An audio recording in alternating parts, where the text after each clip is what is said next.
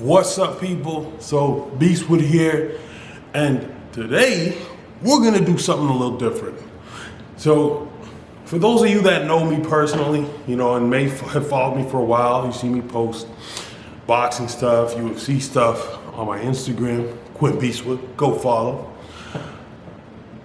It's a huge part of my life in the sense of I know I'm a professional bodybuilder, and of course I'm a huge fan of bodybuilding, but I love UFC. I love MMA in general, and I'm a huge fan of boxing. I love boxing. So I figured, you know what? I'm gonna start covering these topics. First and foremost, let's talk about Khabib Gaethje. So with UFC 254 in Abu Dhabi coming up, it features Khabib versus Justin Gaethje, and the co-main event is Jared Cannonier versus Robert Whittaker. So I'm going to talk about these two fights and give you guys my predictions. I am also going to cover the Teofimo Lopez versus Vasyl Lomachenko fight very briefly. I'm going to give you guys my thoughts. Now I'm going to start with the Jared Cannonier versus Robert Whittaker fight. I like both fighters. I'm not like a huge fan of either of them. I think Robert Whittaker is a little bit chinny, but he's got a lot of tools up his arsenal. I think Jared Cannonier, in my opinion, he's more of a one-trick pony, but he's got that power. I mean, he's a middleweight now. He came down from heavyweight and light heavyweight, so that boy could pack a punch. I don't know. A lot of people are kind of writing off Whittaker. I'm gonna go ahead and choose Whittaker. I don't know how he's gonna get it done. Let's just go with, I'm gonna choose Whittaker by decision. And I mean, if Cannonier wins, it'll probably be knockout. I don't see Cannonier winning on points. Now for the main event, Khabib Nurmagomedov versus Justin Gaethje. So I am a huge Khabib fan. Y'all probably didn't know, now you know. I love Khabib Nurmagomedov, and I'm rooting for him. However, Justin Gaethje is the worst stylistic matchup for him, and here's the reason. Justin Gaethje is insane with the leg kicks, all right? He's got power, he's got incredible stand-up, he's a dog, and he is a very good wrestler. The craziest thing about Justin Gaethje is he is a Division I All-American wrestler. The boy got some pedigree. However, in his UFC fights, he doesn't use it. And the reason why he says he doesn't use it is because it takes up too much energy, and people like to see stand-up fights. So the boy, he's just gonna stand there and trade. And it happens to work for him. I remember before when he fought Eddie Alvarez, and he lost that fight, and he also lost to Dustin Poirier. I think he was just straight up brawling them. His game has changed a lot since then, and I think he's been fighting in a bit more of a calculated approach. And he picked apart Tony Ferguson. Tony Ferguson is a dog. He's been undefeated for, I can't remember, like 7-8 years. Like, Tony Ferguson is one of the best in the division, and Justin Gaethje like whooped his ass, made it look easy. Won majority of the rounds in that fight. So I think it's definitely the biggest test for Khabib. The keys to victory for Khabib Nurmagomedov would be, just checking the leg kicks. Justin is definitely going to come with some ferocious leg kicks. So I think he's got to make sure to check the leg kicks and just, fuck, man, it's hard, man, because stand up, Gaethje's got to stand up. Gaethje apparently has the wrestling. We haven't seen the wrestling. Gaethje also knows to keep his back away from the cage because he knows that's where Khabib gets the majority of his takedowns. So it's going to be a very interesting fight. It's going to be more so about who imposes their will on the other opponent. I think it's a 50-50 fight, so I'm not really predicting anybody to win, but I'm a fan of Khabib. Well, I'm a fan of both. I love Gaethje too, but I'm more of a fan of Khabib, so I'm rooting for him. All right, so great fight. Let's talk about that boxing fight last weekend. Teofimo Lopez, he outboxed Vasyl Lomachenko. What was that all about? The thing about boxing is, and I follow a lot of boxing pages and I read the comments and I see what a lot of people are saying.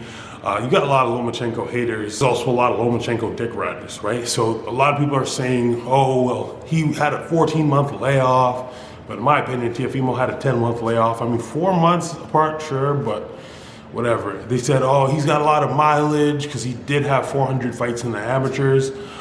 He's 32, he's young, but again, he fought a lot, right? So I understand.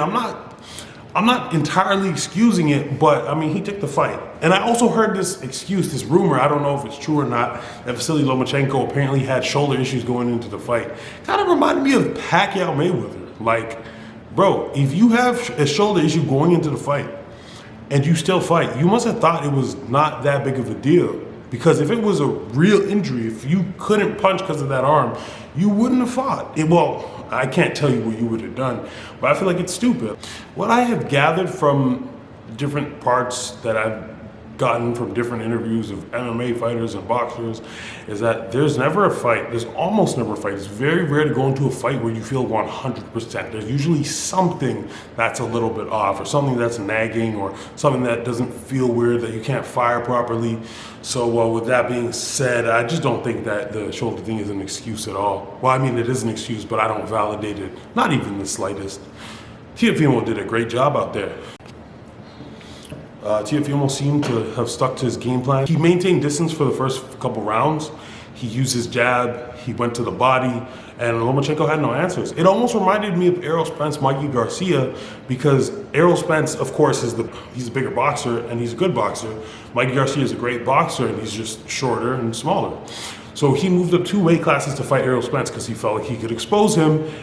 Because Errol Spence typically doesn't just box, he just fights, he just brawls, I guess, or he gets them out of there. But, with Teofimo Lopez, we haven't seen him have to box because his power, his athleticism has always been enough to get the opponents out of there. So I think people kind of underestimated him.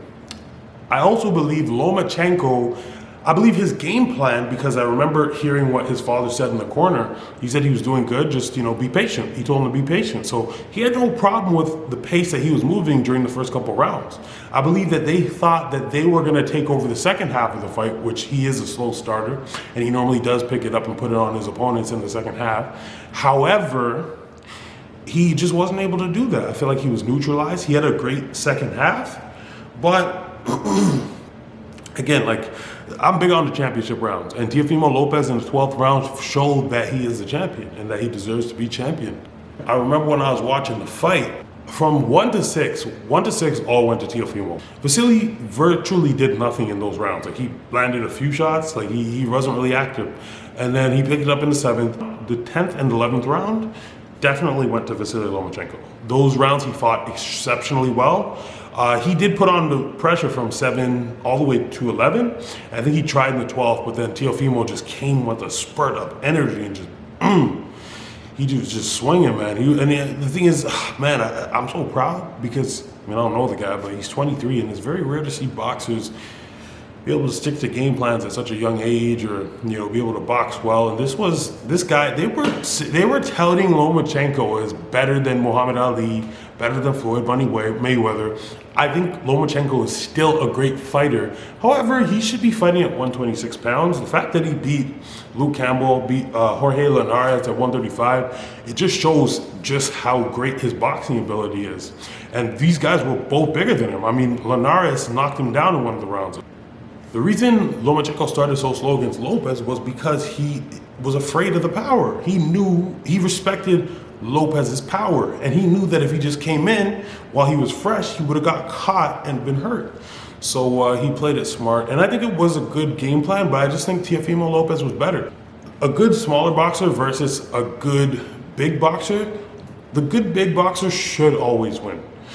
The bigger fighter doesn't always win, however, because usually they're not a better boxer per se.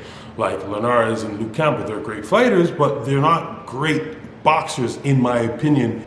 I related to that Errol Spence fight again because Mikey Garcia is a great fighter. He lost every single round to Errol Spence, every single round. I don't think he got a single round, and it's because he just didn't have Spence use his distance properly.